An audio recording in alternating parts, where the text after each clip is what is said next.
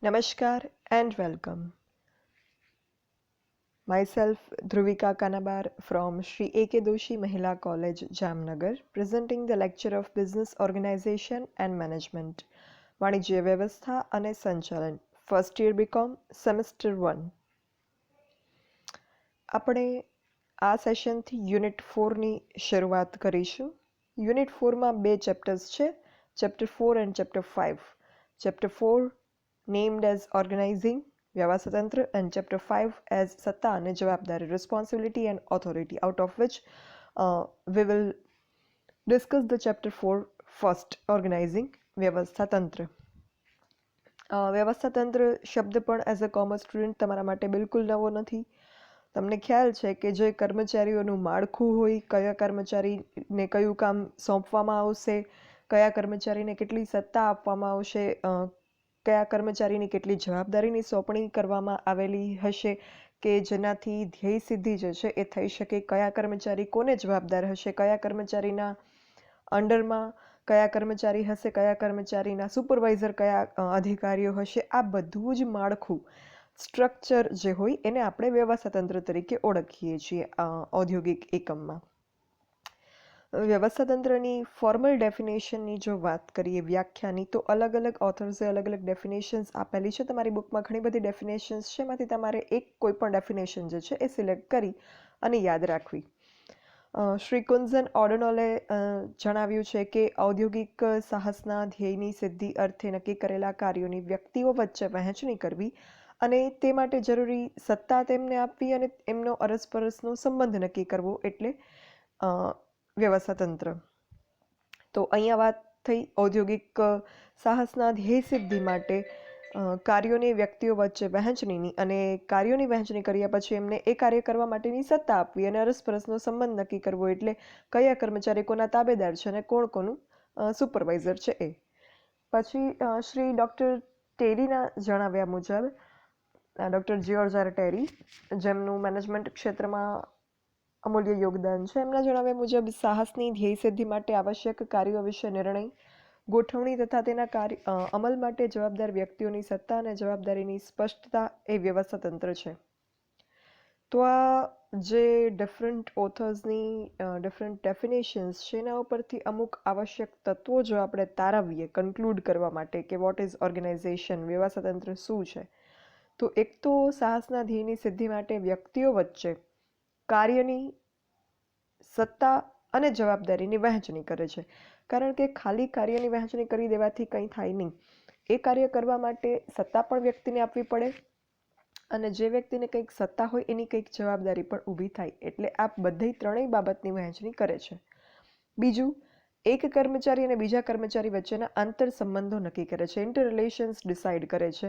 એટલે જે સપાટીઓ છે સંચાલનની, એમાં કઈ સપાટીના કર્મચારી કોણ કોનું તાબેદાર છે, કોણ કોના સુપરવાઇઝર છે એ નક્કી કરે છે. એટલે કોણે કોને ઉત્તરદાયિત્વ કોના માટે ધરાવે છે. જેમ કે એક કર્મચારી હોય, એમને જવાબદારી સોંપવામાં આવે તો એ જવાબદારી એમણે બરાબર નિભાવી કે નહીં એના વિશે એણે રિપોર્ટિંગ કરવાનું હોય એના ઉપરના કર્મચારીને, અને જે ઉપરના કર્મચારી છે એ એના નીચેના કર્મચારીને જવાબદારીની સોંપણી કરશે, સત્તાની સોંપણી કરશે.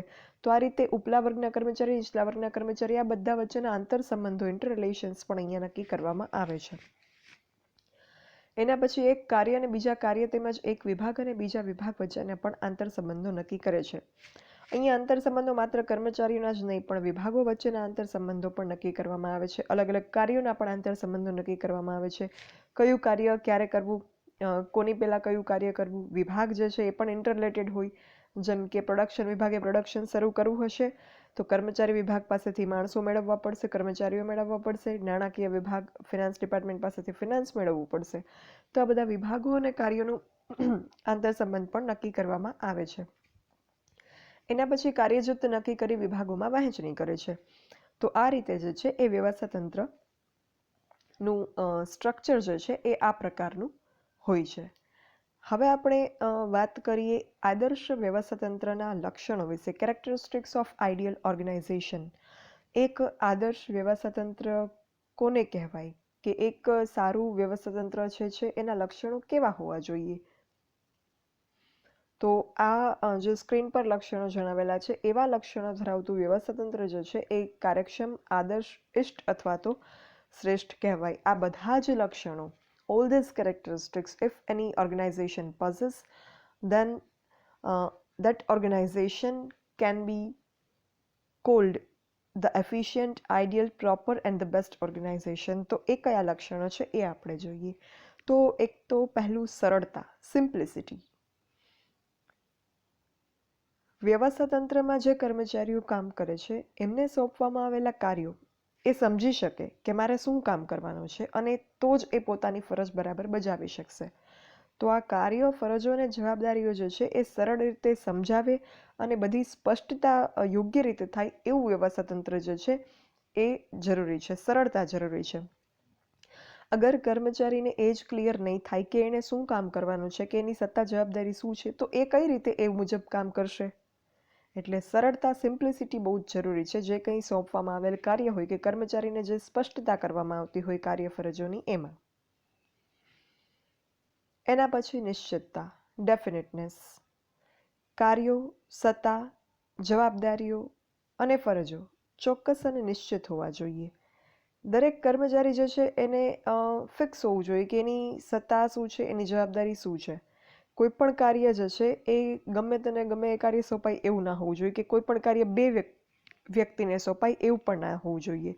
દરેક કાર્ય પ્રિસાઇઝલી અલોકેટ થયેલું હોવું જોઈએ. એટલે એમાં નિશ્ચિતતા આવે કે યસ, આ કામ છે તો એ આ જ કરશે, આ કામ છે તો એ બીજા વ્યક્તિ જ કરશે. તો એનાથી જે છે એ કાર્યમાં ચોકસાઈ આવવાની પણ ડેફિનેટનેસ જે છે એ મળે છે. એના પછી સ્થિરતા, સ્ટેબિલિટી. હંમેશા કોઈ પણ જગ્યાએ સ્થિરતા જે છે સફળતા માટે બહુ જ જરૂરી છે. અસ્થિરતા જે છે નિષ્ફળતા ને નોતરે છે. તો કર્મચારીને જે કોઈ સત્તા, ફરજ, જવાબદારી સોંપવામાં આવેલી હોય એમાં બિનજરૂરી ફેરફારો ન કરવા. કારણ કે એમ ફેરફારો થાય તો કર્મચારી જે છે એને ખબર નથી કે આજે આ કામ કરે છે, કાલે શું કામ કરતા હશે એને ખબર નથી.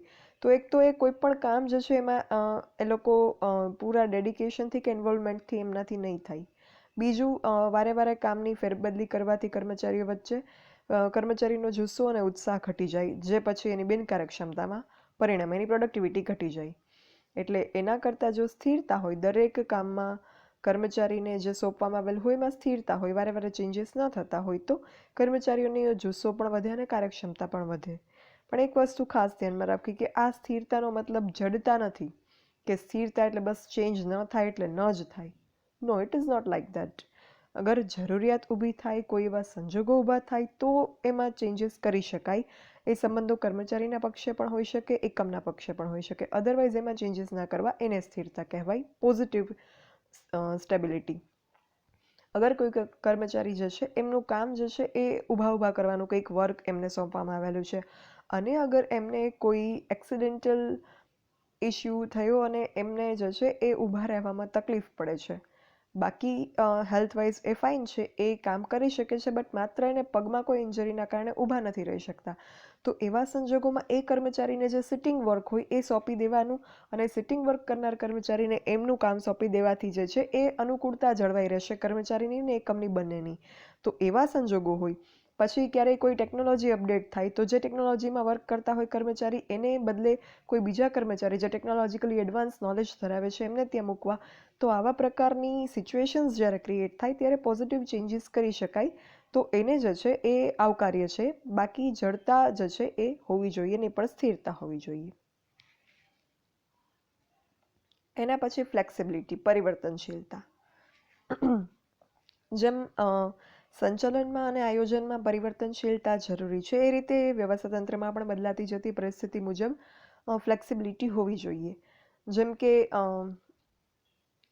વ્યવસ્થાતંત્રમાં આર્થિક, રાજકીય, સામાજિક ફેરફારોની સાથે સુસંગત થાય એવા પરિવર્તનો કરતા રહેવાથી કર્મચારી જે છે એમનો જુસ્સો અને કાર્યદક્ષતા ટકાવી શકાય છે. પછી કાર્યદક્ષતા એટલે કે એફિશિયન્સી.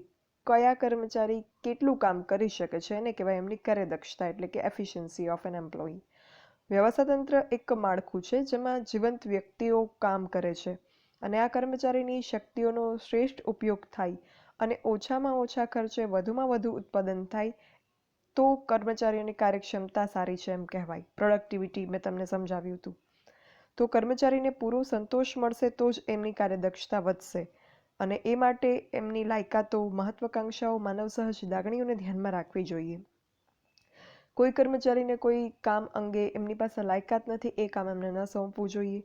કર્મચારીની મહત્વાકાંક્ષા હોય તો એ મહત્વાકાંક્ષા મુજબ એ આગળ વધી શકે એ માટેનું એમને પ્લેટફોર્મ પૂરું પાડવું જોઈએ. એમની લાગણીઓને જે છે એ માન આપવું જોઈએ. તો આ રીતે કરવાથી કર્મચારીની કાર્યદક્ષતા છે એ વધારી શકાય છે. ત્યારબાદ વિકાસ અનુકૂળતા, ડેવલપમેન્ટ કન્વીનિયન્સ. કોઈ પણ વ્યક્તિ હોય કે ધંધાકીય એકમ કોઈ એક પરિસ્થિતિમાં હંમેશા કાયમ રહેવા ઈચ્છે નહીં અને એ યોગ્ય પણ નથી.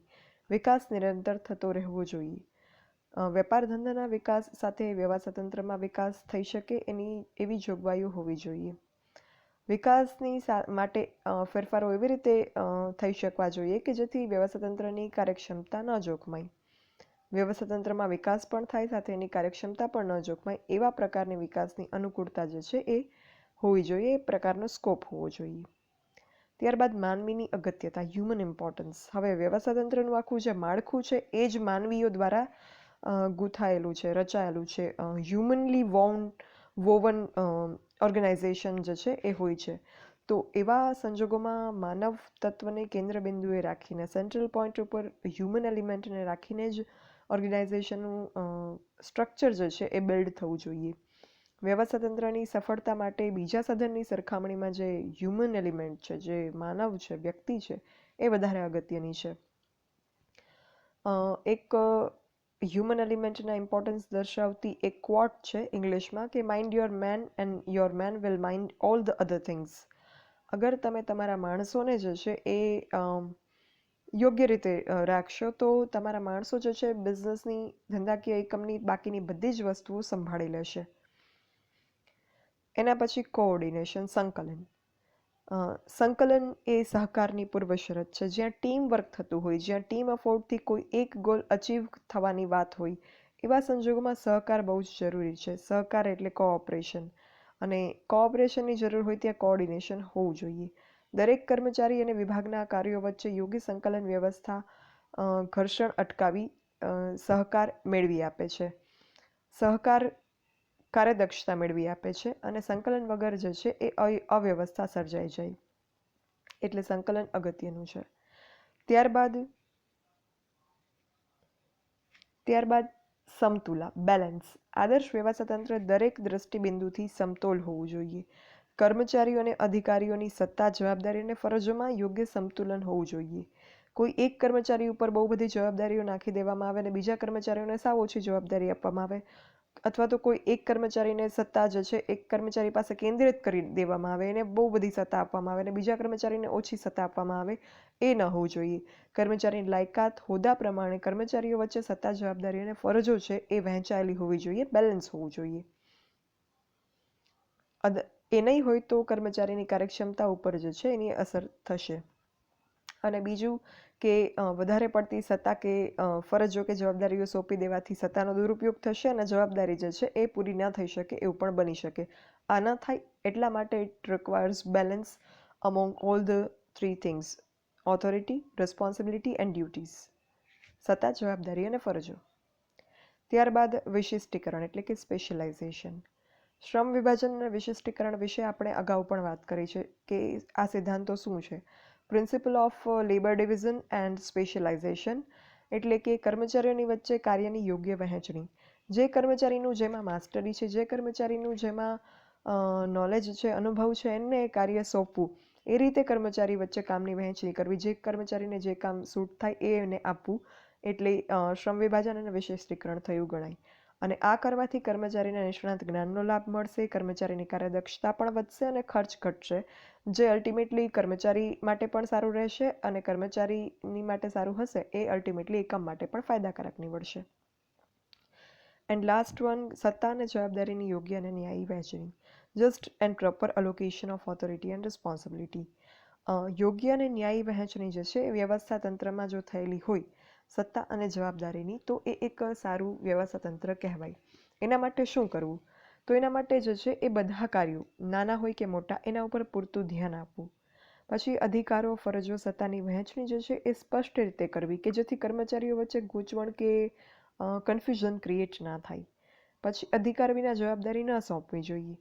કોઈ કર્મચારીને કોઈ જવાબદારી સોંપીએ કે ઓકે તમારે જે છે એ પ્રોડક્શન દરમિયાન કોઈ વસ્તુ ઘટે તો લઈ આવવાની, એ જવાબદારી એમને સોંપી પણ સાથે એમને બહાર જવાની મનાઈ કરી અને એમને કંપની વતી ખરીદી કરવાની મનાઈ કરી, તો એ કઈ રીતે એમની જવાબદારી નિભાવશે? એટલે અધિકાર અથવા તો સત્તા બંને સેમ, એના વિના જવાબદારી સોંપવી ન જોઈએ. Responsibility without authority is meaningless. પછી કર્મચારીની કામ કરવાની શક્તિ અને લાયકાત અનુસાર જ તેના અધિકારો અને ફરજો હોવી જોઈએ, તો જ એ સારી રીતે એને બજાવી શકશે. અને સમગ્ર વ્યવસ્થા તંત્રમાં સંકલનની જે છે એ યોગ્ય વ્યવસ્થા હોવી જોઈએ. તો આ છે આદર્શ વ્યવસ્થા તંત્રના લક્ષણો, કેરેક્ટરિસ્ટિક્સ ઓફ આઈડિયલ ઓર્ગેનાઇઝેશન. તો અહીંયા જે છે એ આ સેશન આપણે પૂરો કરીએ. Thank you. For any doubts or queries you can write me on my mail dbk.dhruvika@gmail.com. And yes, Google classroom join કરવાની સૂચના આપેલી છે. અસાઇનમેન્ટ સબમિશન માટે જો તમારે જોઈન કરવાનું છે, અસાઇનમેન્ટનો વિડીયો આઈ હોપ બધાએ જોઈ લીધો હશે અને અસાઇનમેન્ટ ક્લાસરૂમમાં કઈ રીતે સબમિટ કરવા એનો વિડીયો પણ જોઈ લીધો હશે અને